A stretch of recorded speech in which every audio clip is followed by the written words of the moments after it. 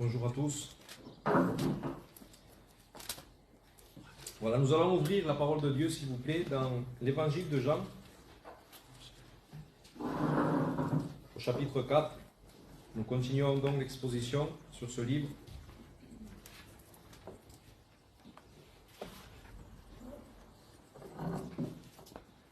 Et la parole de Dieu dit comme cela, à partir du verset 1, et nous allons lire jusqu'au verset 26. Le Seigneur sut que les pharisiens avaient appris qu'il faisait et baptisait plus de disciples que Jean. Toutefois, Jésus ne baptisait pas lui-même, mais c'étaient ses disciples. Alors il quitta la Judée et repartit pour la Galilée. Or, il fallait qu'il traverse la Samarie. Il arriva donc dans une ville de Samarie nommée Sichar, près du champ que Jacob avait donné à Joseph son fils. Et là se trouvait le puits de Jacob. Jésus, fatigué du voyage, était assis au bord du puits. C'était environ la 6e heure. Une femme de Samarie vient puiser de l'eau, et Jésus lui dit « Donne-moi à boire ». Car ses disciples étaient allés à la ville pour acheter des vivres.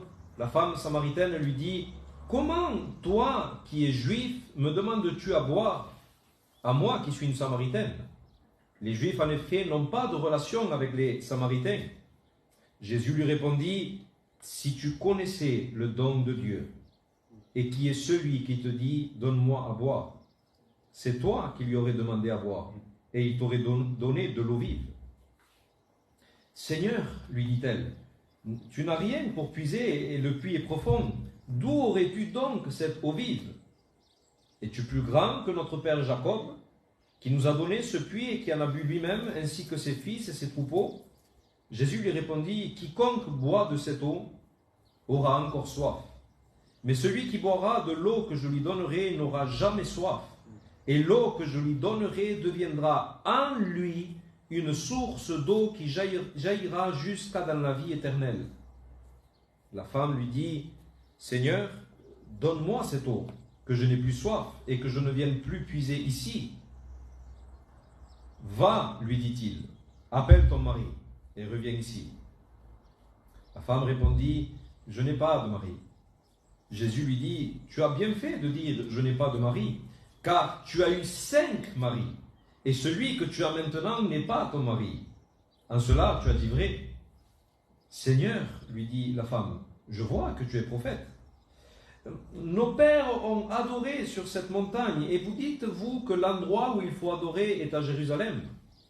Femme, lui dit Jésus, crois-moi, l'heure vient où ce ne sera ni sur cette montagne, ni à Jérusalem que vous adorerez le Père. Vous adorez ce que vous ne connaissez pas.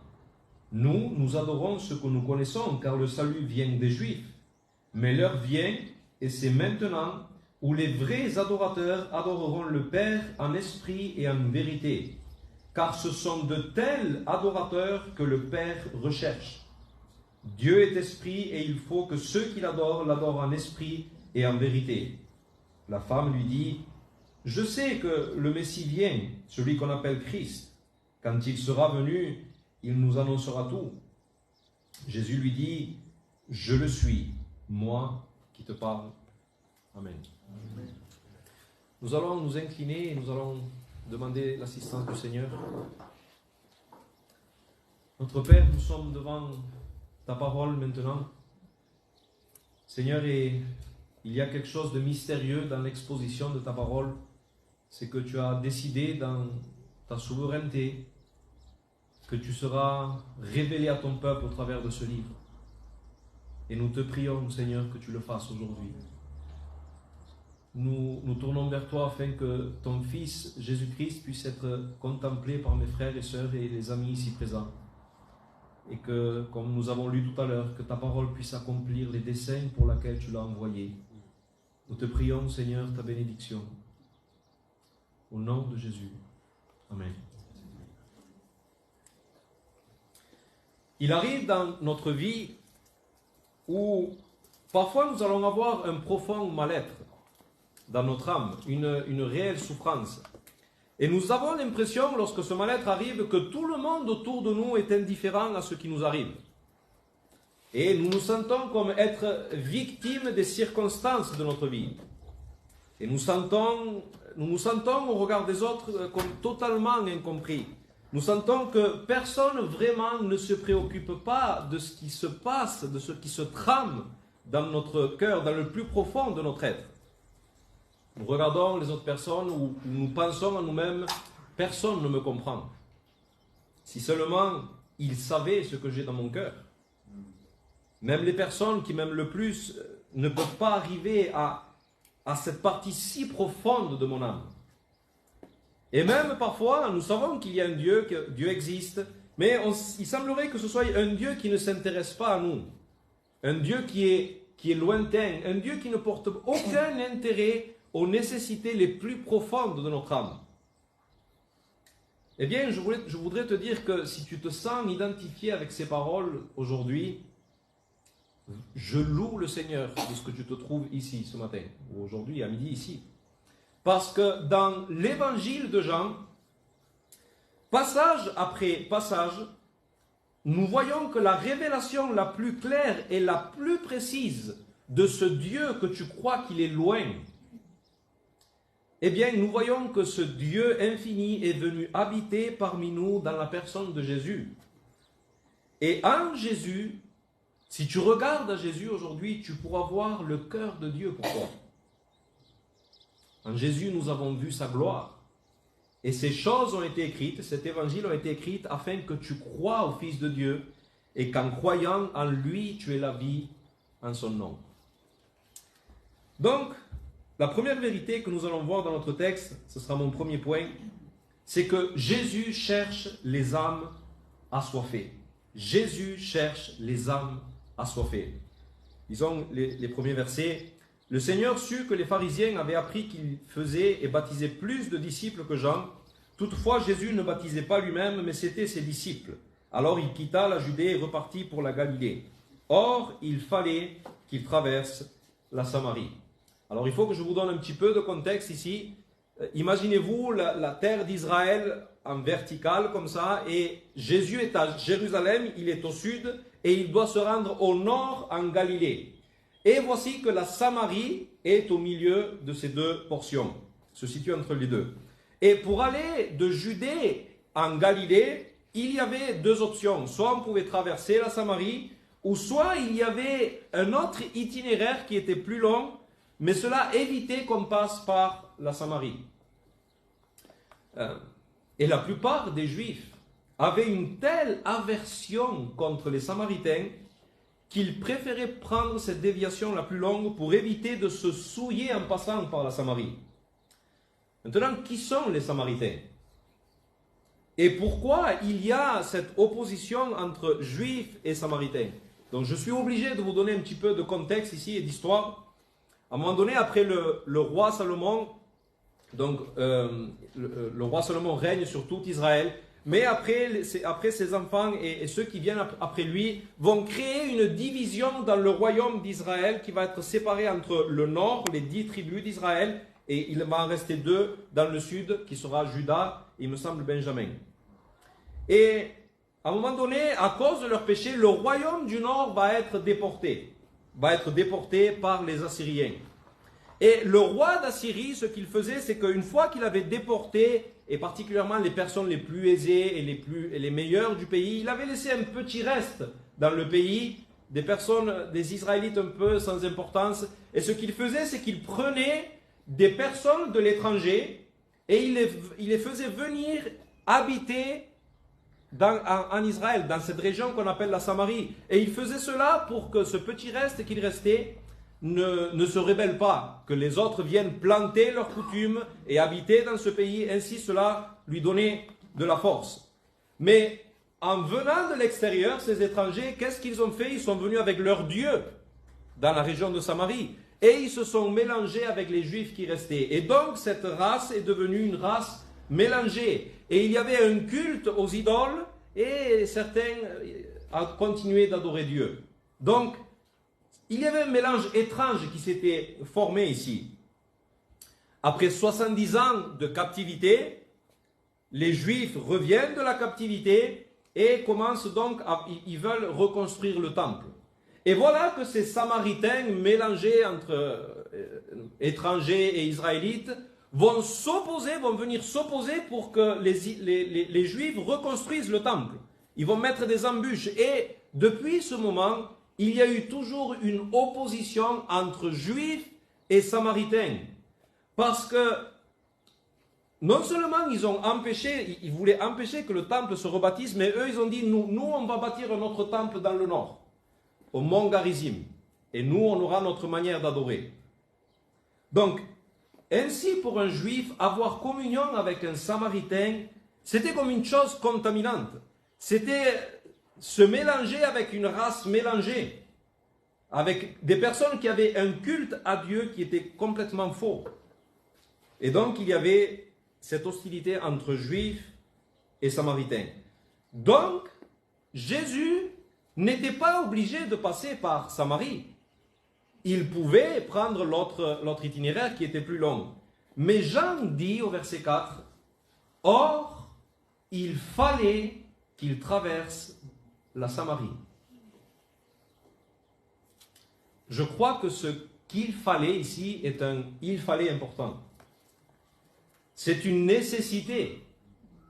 Il fallait qu'il en soit comme ça. Ce que je crois que nous avons ici, c'est une nécessité divine. Ce langage ressemble, lorsque nous voyons dans les évangiles, nous lisons l'histoire de Jésus, et Jésus dit souvent, il faut que le Fils de l'homme se rende à Jérusalem, il faut que le Fils de l'homme souffre beaucoup.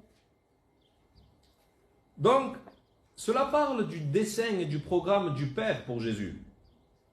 Et je crois ici que nous avons la même chose. Jésus doit aller à Samarie. Il a une mission. Il a une chose très importante à faire là-bas.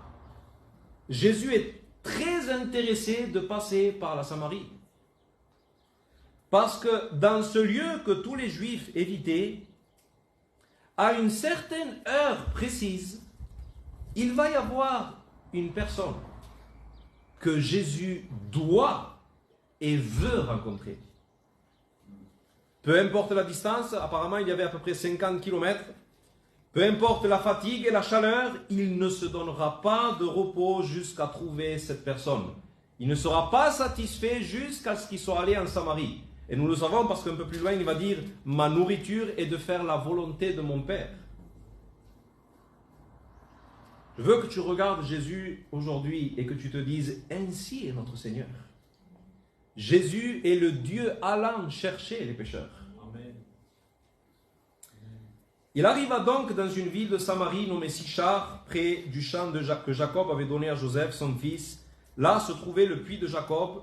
Et Jésus, fatigué du voyage, était assis au bord du puits. C'était environ la 6e heure. Apparemment, il était midi. Une femme de Samarie vint puiser de l'eau. Jésus lui dit, « Donne-moi à boire ». Car ses disciples étaient allés à la ville pour acheter des vivres. La femme samaritaine lui dit, « Comment toi qui es juif me demandes-tu à boire à moi qui suis une samaritaine ?» Les juifs, en effet, n'ont pas de relation avec les samaritains. Et peut-être une meilleure traduction ici serait, « Les juifs ne partagent pas les mêmes ustensiles que les samaritains. » Bon, nous sommes aujourd'hui en 2023. Et pour nous, il n'y a rien de particulier dans cette scène. Un homme qui parle avec une femme en Samarie.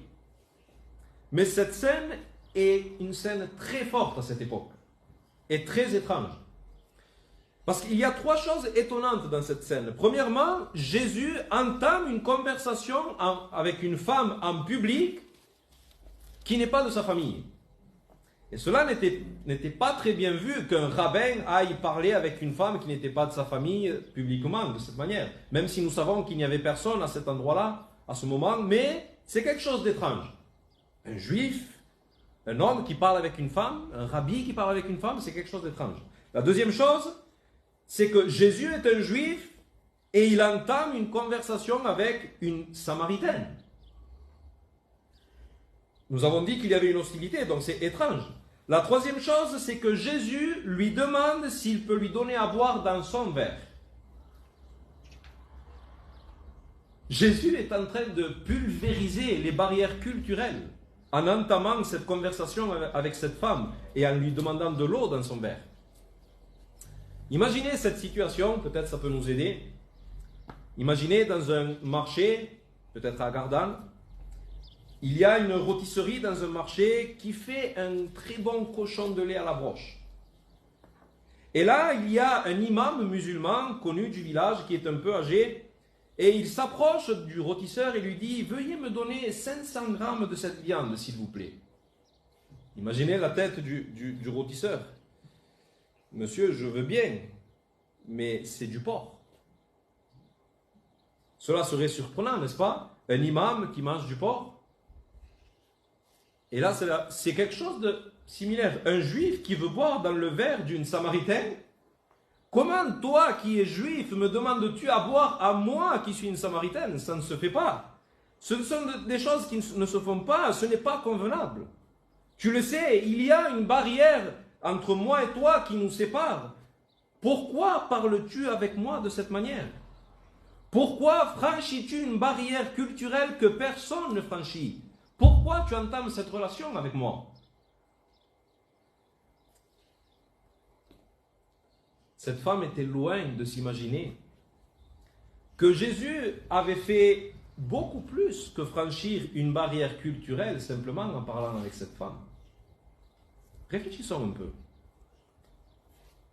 Pour avoir cette conversation personnelle avec elle, à cet endroit-là, le Verbe éternel, la parole éternelle a dû franchir une distance infinie qui séparait cette femme de lui. Le Dieu infini a franchi les limites de notre humanité pour venir se faire chair et venir à cet endroit, dans ce puits, à une heure précise pour avoir une rencontre avec une femme que personne ne voulait rencontrer.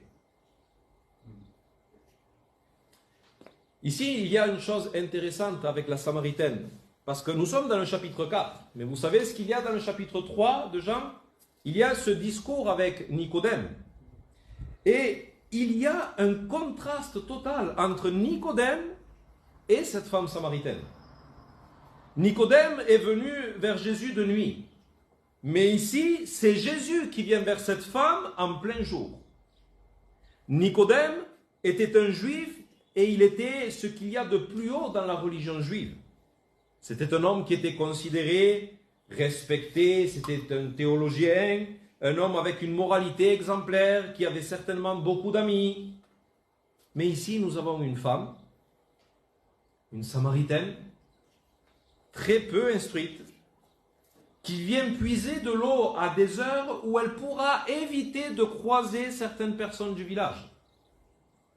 Ces personnes qui ne la comprenaient pas, qui ne savaient rien du mal-être qu'il y avait dans son cœur. Cette femme, frères et sœurs, devait être rejetée par la société, critiquée pour sa vie immorale.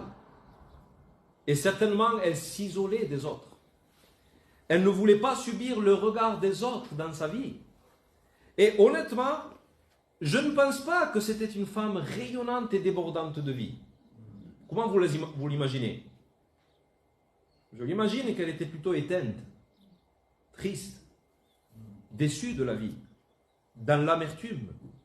Une femme qui, pendant qu'elle allait au puits, elle était enfermée dans ses propres pensées, qui devait se sentir seule et vide, malgré qu'elle avait une relation immorale avec un homme.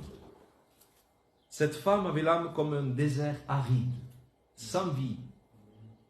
Cette femme était assoiffée.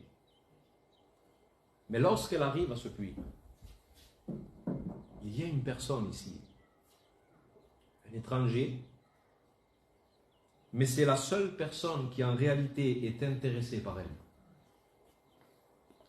Jésus vient la chercher lorsque elle ne le cherchait pas.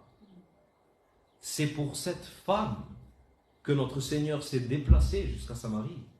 Il fallait qu'il aille la rencontrer. Il était grandement disposé à aller la rencontrer. Notre Seigneur voulait rencontrer cette femme que personne ne considérait. Jésus voulait cette femme au ciel.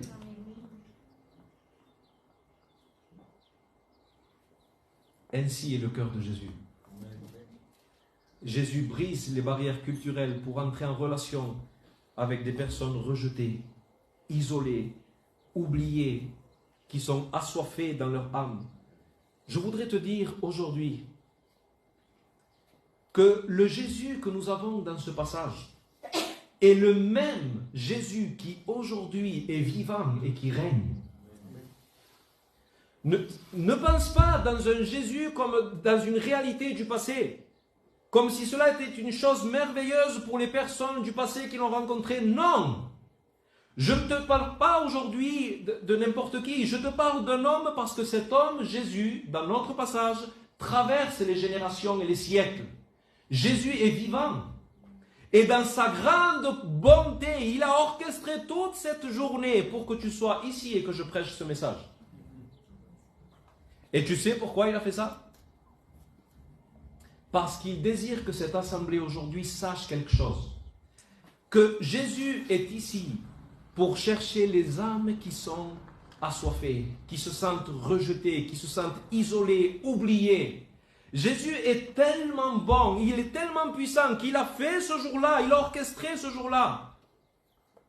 Et il peut faire la même chose aujourd'hui avec toi. Peut-être tu te sens identifié à cette Samaritaine. Tu te sens vide. Tu es une personne triste. Tu te sens rejeté, critiqué, isolé des autres en raison de ta situation, de tes péchés, je ne sais pas, de ton passé, de tes circonstances. Et tu vagabondes dans cette vie. Et tu survis sans espoir, sans aucun espoir. Mais j'ai une bonne nouvelle pour toi. Le Fils de Dieu est vivant. Oui. Et il est venu pour toi aujourd'hui te rencontrer au travers de ce passage. Jésus cherche les âmes assoiffées. Cela m'amène à mon deuxième point. Jésus les cherche pour les rassasier éternellement. Verset 10. Jésus lui répondit, « Si tu connaissais le don de Dieu et qui est celui qui te dit, donne-moi à boire, c'est toi qui lui aurais demandé à boire et il t'aurait donné de l'eau vive. » La première chose que nous voyons, c'est que cette femme est à des années-lumière de savoir qui elle a devant ses yeux. Elle a devant ses yeux le Dieu qui s'est fait chair. Le Fils de Dieu, la source de la vie. Jésus est le don du ciel et il incarne en lui tout ce dont l'homme a besoin. Tout. Et peut-être toi tu es ici et tu écoutes ce récit et tu dis, mais quelle folie cette femme, il y avait Dieu devant elle, le Dieu fait chair et elle ne l'a pas reconnu, elle ne le savait même pas. Honnêtement, de même pour toi, ça serait une folie aujourd'hui. Si tu ne croyais pas que Dieu est ici présent et que la source de la vie est ici à ta portée maintenant. La deuxième chose que nous voyons, c'est que Jésus perçoit en elle une soif profonde de l'âme. Il dit, juste que je retrouve, « Si tu connaissais le don de Dieu qui est celui qui te dit, donne-moi à boire, c'est toi qui lui aurais demandé à boire et il t'aurait donné de l'eau vive. » De l'eau vive. Maintenant, qu'est-ce que c'est que de l'eau vive? Pour être simple, l'eau vive, c'est le contraire d'une eau qui stagne. D'accord? S'il y a de l'eau stagnante, ce n'est pas de l'eau vive. L'eau vive, c'est celle c'est de l'eau qui est courante, qui coule, qui ruisselle.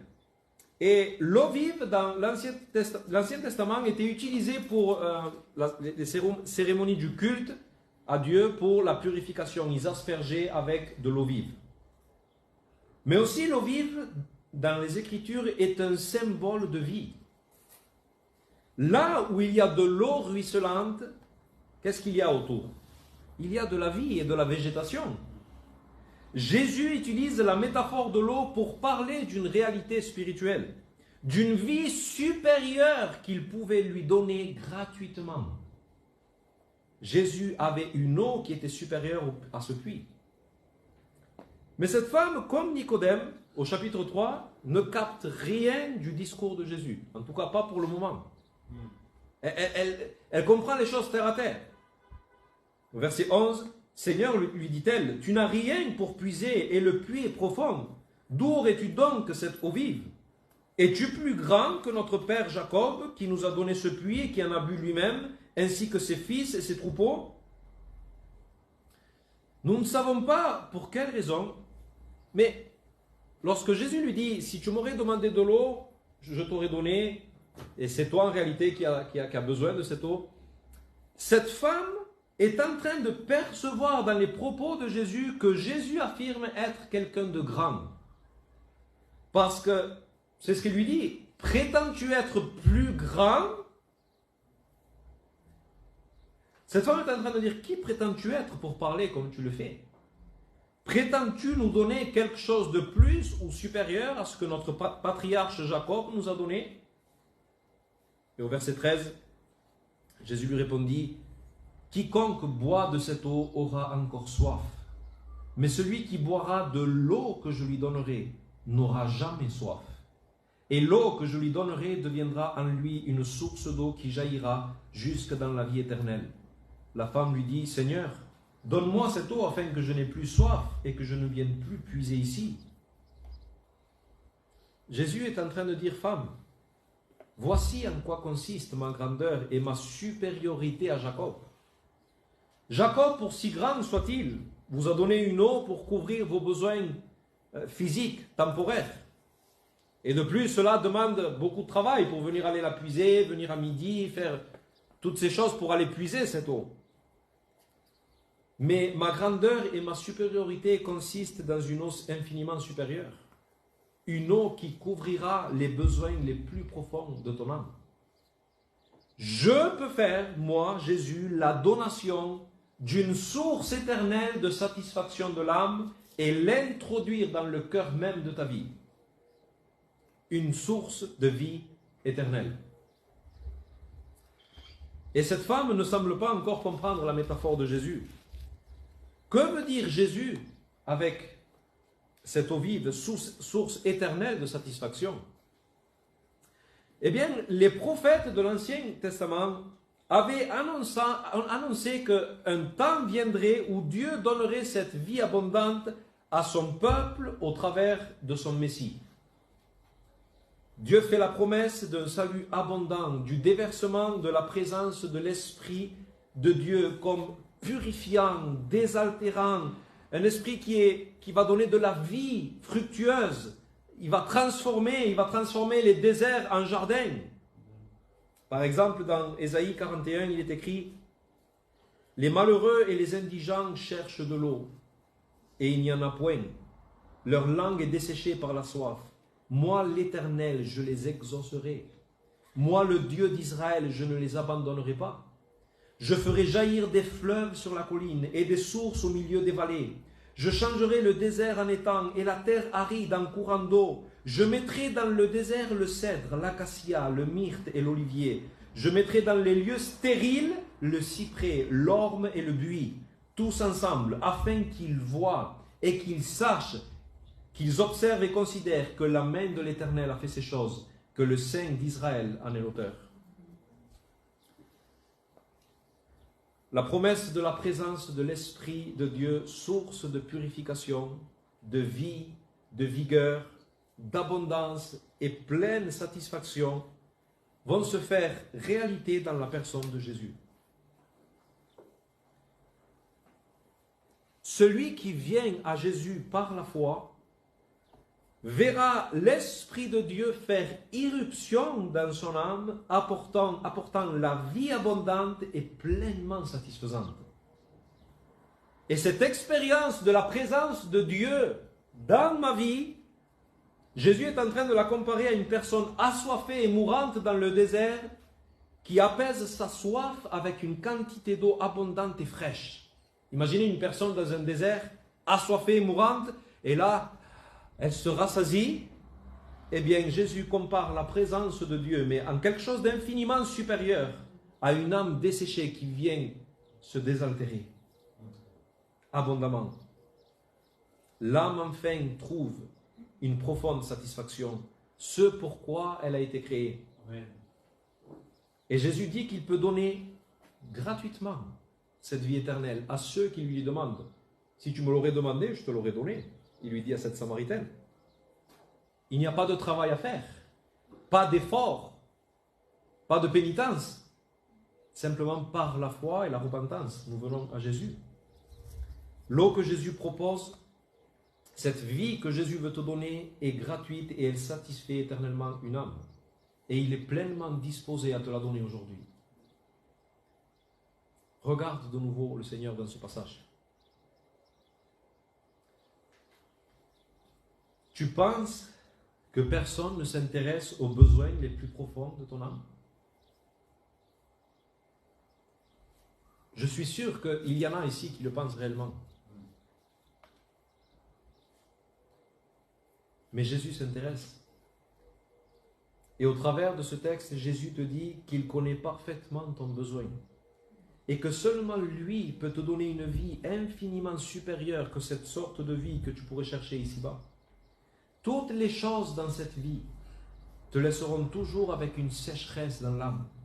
Peu importe le nombre de fois que tu ailles y puiser, mais Jésus te promet la donation, le don d'une source éternelle qui satisfera nos besoins les plus profonds. Il connaît ton besoin et désire que tu sois rassasié éternellement en venant aujourd'hui à lui par la foi.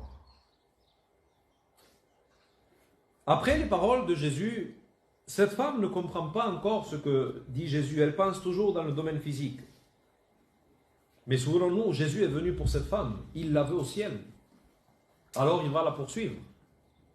Cette femme est assoiffée spirituellement, mais elle ne le sait pas en réalité. Elle ne le sait pas. Elle est aveugle à sa propre situation. Mais Jésus veut arriver au cœur du problème et lui montrer où réside son insatisfaction de l'âme. Cela m'amène à mon troisième et dernier point. Pourquoi avons-nous cette profonde insatisfaction de l'âme? Verset 16. Va, lui dit-il, appelle ton mari et reviens ici. Alors là, la femme commence à se sentir mal à l'aise. Et pour éviter le sujet de cette situation, elle va dire une vérité, mais pour induire en erreur Jésus et pour fermer le sujet. Je n'ai pas de mari. Mais Jésus lui dit, tu as bien fait de dire je n'ai pas de mari, car tu as eu 5 maris. Et celui que tu as maintenant n'est pas ton mari. En cela tu as dit vrai. Maintenant pensons, cette femme arrive, lorsqu'elle arrive à ce puits, c'est une femme qui a voulu 5 fois dans sa vie établir une relation durable avec un homme. Mais aucune de ces relations n'a marché. Alors elle a décidé de ne plus se marier et avoir simplement une relation immorale avec un homme qui n'est même pas son mari. Maintenant, quelle est la raison de ces échecs? Le texte ne nous le dit pas clairement. Est-ce que les 5 maris ont demandé le divorce? On ne sait pas. Mais ce qui est sûr, c'est que ces 5 mariages ratés sont une indication d'un problème profond dans son cœur. Cette femme est allée d'homme en homme pour trouver enfin une chose qui apaiserait la soif profonde de son âme. Mais aucun de ces hommes n'a pu calmer la soif de son âme. Elle a toujours été déçue. Alors elle a changé pour un autre. Peut-être celui-là, oui. Alors elle a changé une 2e fois, une 3e fois, une 4e fois, une 5e fois, jusqu'à ce qu'elle abandonne totalement pour dire non, personne ne peut combler ce besoin que j'ai, autant me livrer à une vie immorale. Vie qui l'a isolée maintenant des autres. Elle s'est livrée à cette vie immorale, maintenant elle est isolée des autres. Qui a fait d'elle une personne sans vie, avec l'âme comme un désert aride, qui n'a jamais connu la satisfaction en courant d'homme en homme. Et il semblerait que sa venue quotidienne au puits est comme un symbole de l'état de son âme. Une femme qui puise et qui puise sans jamais être réellement rassasiée. D'où provient l'insatisfaction de notre âme? Regardez ce que le prophète Jérémie dira dans le chapitre 2, versets 12 à 13. Cieux, soyez étonnés de cela. Frémissez d'épouvante et d'horreur, dit l'Éternel. Car mon peuple a commis un double péché. Car mon peuple, ils m'ont abandonné, moi qui suis une source d'eau vive, là nous l'avons de nouveau, eau vive, pour se creuser des citernes, mais des citernes crevassées, qui ne retiennent pas l'eau. J'aime bien appeler ça, moi, une passoire. Imagine-toi que tu essayes de remplir une passoire d'eau. Ça s'échappe. Ça ne retient pas l'eau. Frères et sœurs, amis ici présents, l'insatisfaction de notre âme réside dans le fait que nous voulons vivre notre vie de manière contraire à la constitution fondamentale de notre âme. Nous avons été créés d'une certaine manière, mais nous voulons vivre d'une autre manière. Cela n'est pas possible. Nous avons été créés par Dieu et pour Dieu, et nous voulons vivre sans Dieu. Le catéchisme de Westminster, dans sa première question, dira « Quelle est la raison d'être principale de l'homme ?» Et la réponse est « La raison d'être principale de l'homme est de glorifier Dieu et de trouver sa joie en lui éternellement. » Et c'est un célèbre homme de Dieu qui dira dans le passé de cette manière « Dieu, tu nous as créés pour toi-même. Et nos cœurs sont agités jusqu'à ce qu'ils trouvent leur repos en toi. » Nos cœurs sont agités. Ils cherchent dans ce monde. Nous avons été créés pour lui, pour le connaître, pour vivre en relation avec lui, pour dépendre de lui, pour trouver notre bonheur en lui. Et nous ne pourrons jamais expérimenter la vie pour laquelle nous avons été créés si on ne la trouve pas en lui. Mais lorsque le péché est entré dans les hommes, nous avons brisé cette relation. Nous avons abandonné Dieu et nous avons été séparés de la source véritable de toute félicité. Et depuis ce jour, vous savez ce qui se passe? Notre âme meurt. Notre âme meurt. Nous vagabondons dans cette vie, cherchant dans les choses créées à satisfaire les besoins les plus profonds de notre âme. Alors, en raison de notre péché, nous remplaçons le Dieu vivant et vrai pour lequel nous avons été créés pour nous tourner vers les choses qu'il a créées, espérant trouver en elles ce que seulement Dieu peut nous offrir. L'apôtre Paul, dans Romains 1, verset 21, va le dire de cette manière, en parlant de l'humanité en général, puisqu'ayant connu Dieu, au travers de la création, Dieu se révèle. Mais ils ne l'ont point glorifié comme Dieu et ne lui ont point rendu grâce, mais ils se sont égarés dans leurs pensées. Ça, c'est toi et moi. Ne pense pas à d'autres personnes, c'est moi et toi, ça. Mais ils se sont égarés dans leurs pensées et leur cœur sans intelligence a été plongé dans les ténèbres. Se vantant d'être sages, ils sont devenus fous. Vous creusez des citernes crevassées, mais c'est une folie. Ils ont changé. Se vantant d'être sages, ils sont devenus fous. Ils ont changé la gloire du Dieu incorruptible en image représentant l'homme corruptible, des oiseaux, des quadrupèdes, des reptiles. C'est pourquoi Dieu les a livrés à l'impureté. Voyez, selon les convoitises de leur cœur, en sorte qu'ils déshonorent eux-mêmes leur propre corps.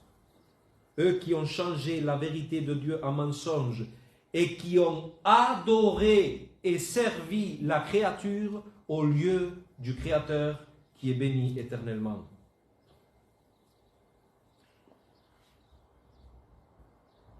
Cette femme samaritaine est allée d'homme en homme pour trouver ce que seulement elle pouvait trouver en Dieu.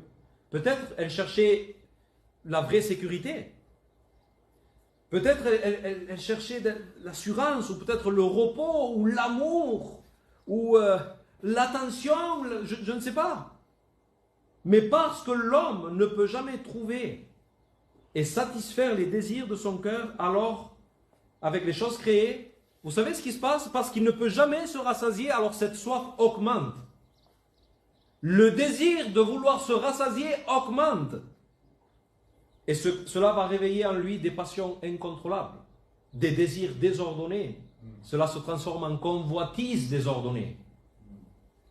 Ce qui peut mener à des péchés de plus en plus honteux, comme cette femme qui a fini par vivre dans une relation totalement immorale.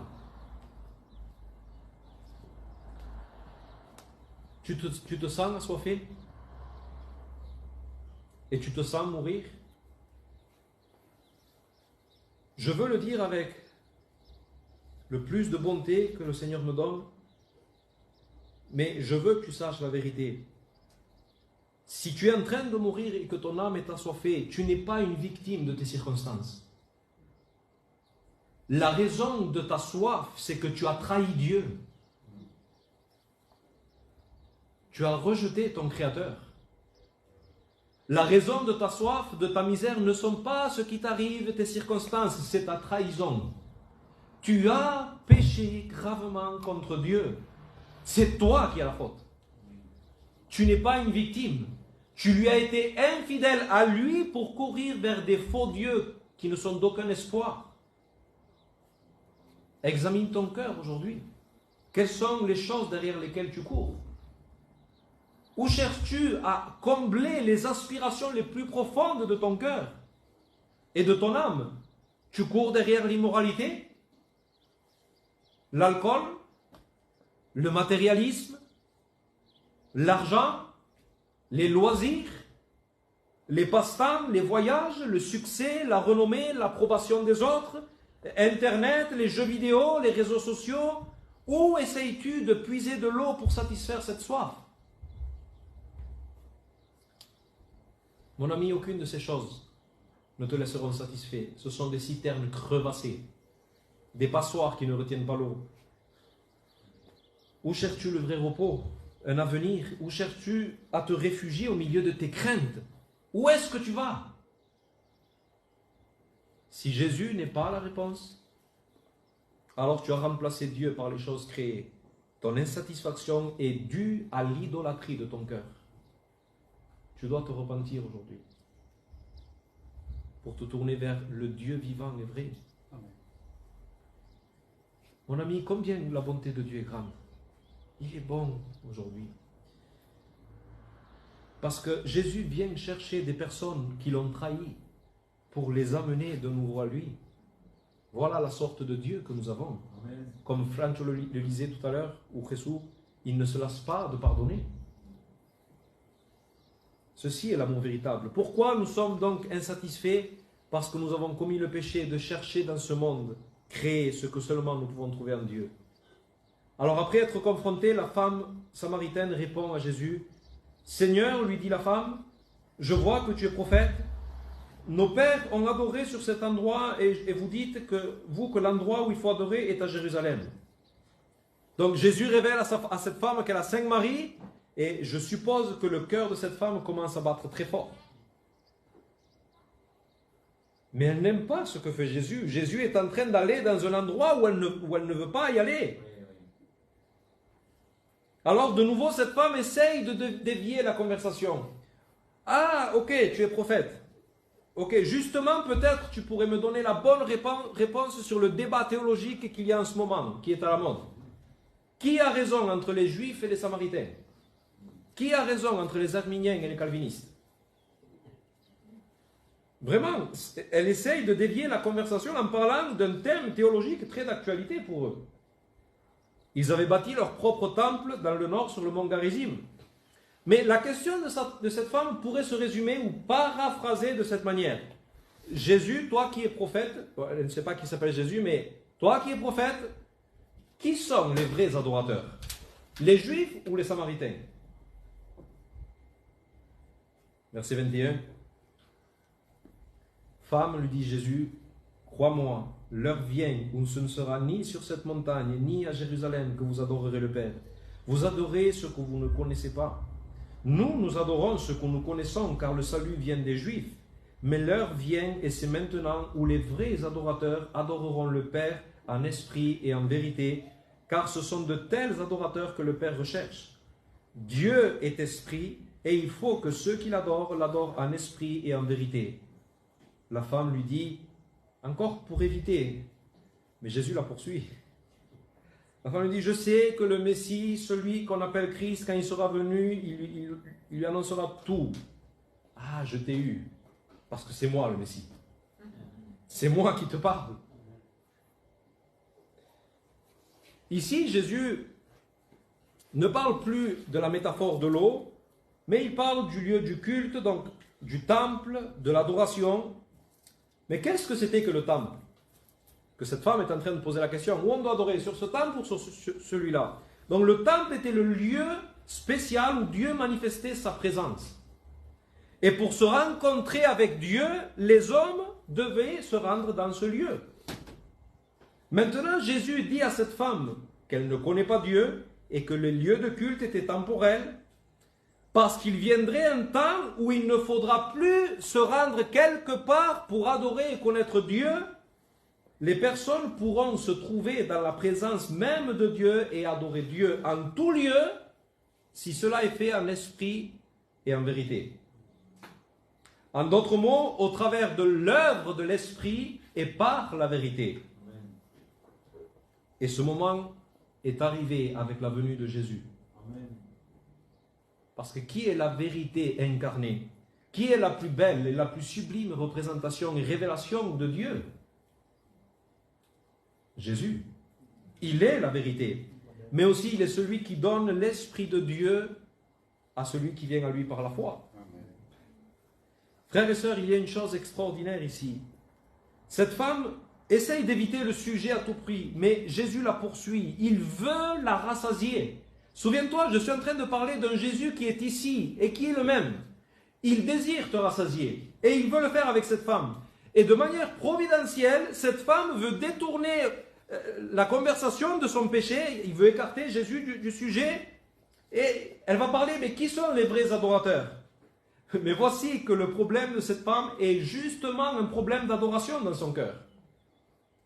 C'est une femme qui est assoiffée, car elle ne connaissait pas Dieu. Elle cherchait dans les choses créées ce que seulement elle pouvait trouver en Dieu. La seule chose qui pourrait satisfaire sa soif, c'est que sa relation avec Dieu soit rétablie pour qu'elle puisse expérimenter cette eau de la vie éternelle. L'eau qui rassasie une âme de sa soif, c'est la vie éternelle que seul le Messie peut donner. Et la bonne nouvelle pour cette femme, c'est que Jésus est le Messie, juste devant elle. Et tous ceux qui croient en lui reçoivent la vie éternelle. Jean 17,3, or la vie éternelle, c'est qu'ils te connaissent, toi, le seul vrai Dieu, et celui que tu as envoyé, Jésus-Christ.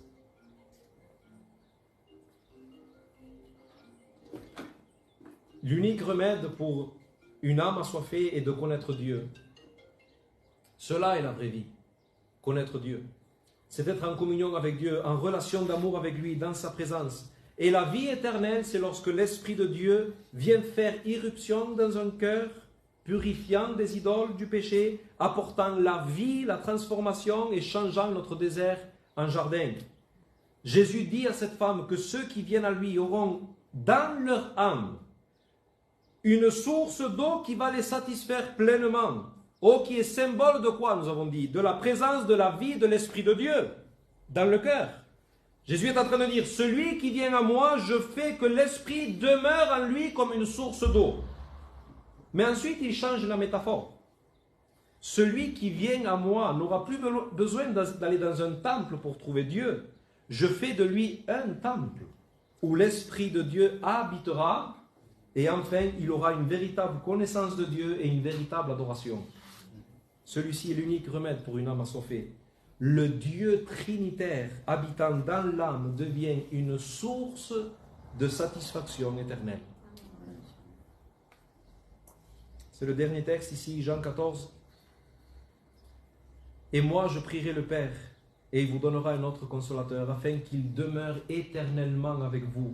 L'Esprit de vérité, que le monde ne peut recevoir parce qu'il ne le voit point et ne le connaît point, mais vous, vous le connaissez, car il demeure avec vous et il sera en vous. Je ne vous laisserai pas orphelin, je viendrai à vous en ce jour-là. Vous connaîtrez que je suis en mon Père et que vous êtes en moi et que je suis en vous.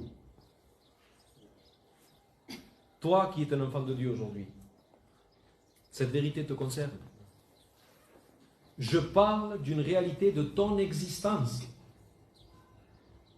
Si tu es un enfant de Dieu, tu es le temple de l'Esprit, l'habitation du Dieu trinitaire, la présence de Dieu dans ta vie et une source d'eau en toi qui ne te laissera jamais insatisfait. Mais peut-être tu n'expérimentes pas cette joie en ce moment. En Dieu, cette satisfaction.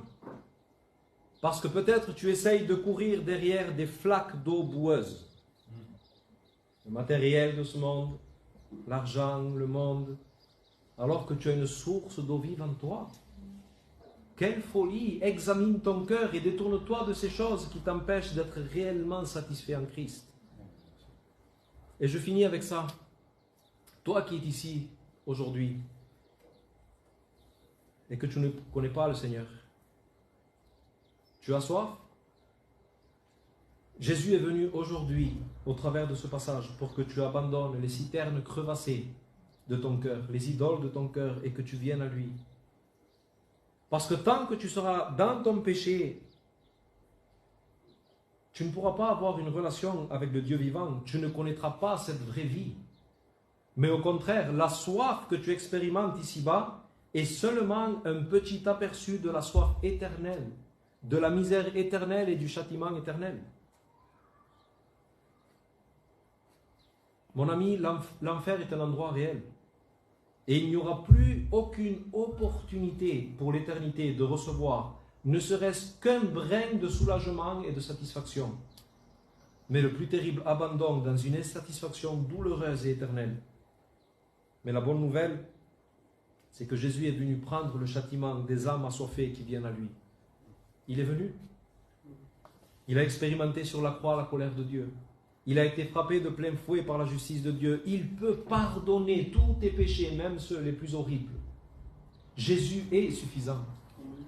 Il est le Christ, le rocher qui a été frappé à la croix pour laisser couler des fleuves d'eau vive pour tous ceux qui ont soif. Retiens cette phrase. Jésus, dans ce passage, est le Dieu qui cherche des adorateurs pour les amener à Dieu et les rassasier éternellement. Viens à lui maintenant. Il a voulu que tu saches aujourd'hui qu'il te cherche, qu'il te connaît personnellement, qu'il veut te rassasier gratuitement. Alors viens à lui dans la foi et la repentance et tu auras une vie abondante, la vie éternelle et la présence de l'Esprit de Dieu habitant dans ton cœur. Notre Père, nous voulons te remercier pour ta bonté, ta fidélité. Seigneur, que les personnes viennent à ton Fils aujourd'hui pour rassasier leur âme, pour que leurs péchés soient pardonnés. Nous te prions, Père, que tu bénisses cette parole dans les cœurs. Au nom de Jésus. Amen. Prions, Seigneur.